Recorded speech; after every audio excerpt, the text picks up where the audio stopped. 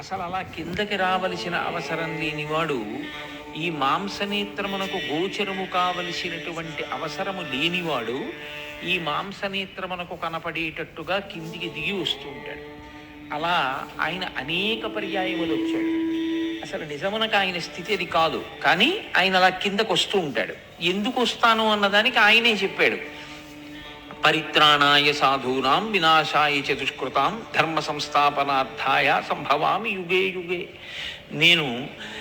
నన్ను ఒక రూపంతో చూడాలనుకున్న వారి యొక్క కోరిక తీర్చడం కోసం, ధర్మాన్ని ఎవరు పాడు చేద్దామనుకుంటున్నారో అటువంటి వారిని శరీరముతో ఉండకుండా చేసి మళ్ళీ ధర్మాన్ని కాపాడడం కోసం, వాళ్ళకంటూ శరీరం ఉండబట్టి కదా వాళ్ళు ధర్మాన్ని పాడు చేయగలరు. కాబట్టి ఆ శరీరం తీసేస్తే ఇంక ఇప్పుడు వాళ్ళు ధర్మం జోలికి రాలేరు. కాబట్టి వాళ్ళని తుదముట్టించుట కొరకు నేను అవతారమును స్వీకరిస్తూ ఉంటాను ప్రతి యుగమునందు. అలా ఆయన చాలా అవతారాలు తీసుకున్నాడు. చాలా అవతారాలు తీసుకున్నాడు అన్నప్పుడల్లా మీరు ఒక్కటే గుర్తుపెట్టుకోవాలి, ఆయన పైనుంచి కిందకి దిగి వచ్చాడు అని. ఇన్ని మాటలు కిందకి దిగొచ్చాడు, నిజానికి లెక్క కట్టడం కష్టం. చాలా మాటలు కిందకి దిగొచ్చాడు.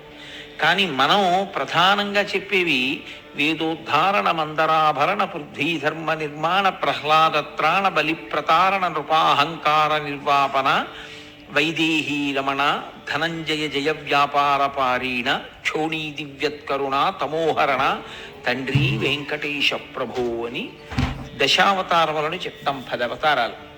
అంటే అసలు అలా కిందకి రావలసిన అవసరం లేనివాడు ఈ మాంసనేత్రమునకు గోచరము కావలసినటువంటి అవసరము లేనివాడు ఈ మాంసనేత్రమునకు కనపడేటట్టుగా కిందికి